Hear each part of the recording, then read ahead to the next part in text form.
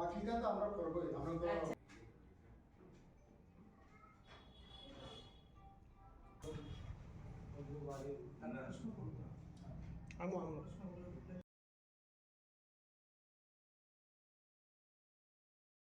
ধন্যবাদ মিডিয়া বিভিন্ন চ্যানেল থেকে আমাদের এই যে এডিসি এমপ্লয়ি পেনশন অ্যাসোসিয়েশনের যে মিটিং আমরা এসেছেন তার জন্য আপনাদেরকে অসংখ্য ধন্যবাদ।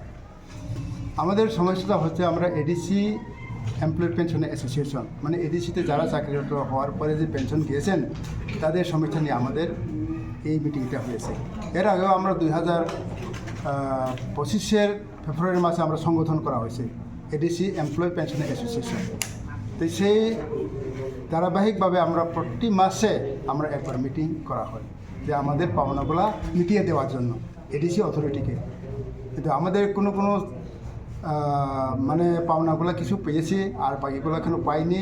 এখন যারা নতুনভাবে এসে পেনশন গেছেন বা ওইটা আছে তাদের কিন্তু এখনও সেই পেনশনের টাকা এখনও পাইনি। সেটা নিয়ে আমরা আলোচনা করছি।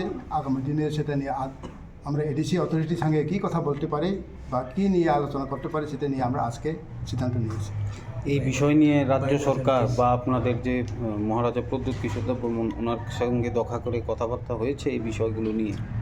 আমরা মহারাজ বাবাগরার সঙ্গে আমরা 2বার দেখা হয়েছি। 15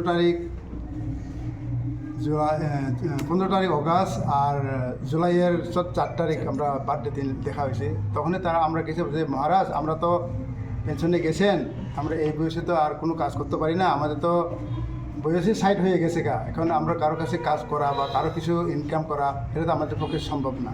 তা আমাদের যতগুলো পাওনা আছে এটা যত দ্রুত সম্ভব আমাদেরকে মিটিয়ে দেওয়া হবে, এ কথা আমরা বলছি। তো তখন বাবারা বলছিল যে ঠিক আছে আপনাদের দাবি দেওয়া সব ঠিক আছে, তাই দেওয়ার জন্য অঙ্গীকারবদ্ধ। কিন্তু এই কথা বলার পরও আজ অবধি কেন দেরি হয়ে থাকছেন সেটা তো আমরা আর ওদের সঙ্গে আর কোনো আলোচনা করতে পারিনি।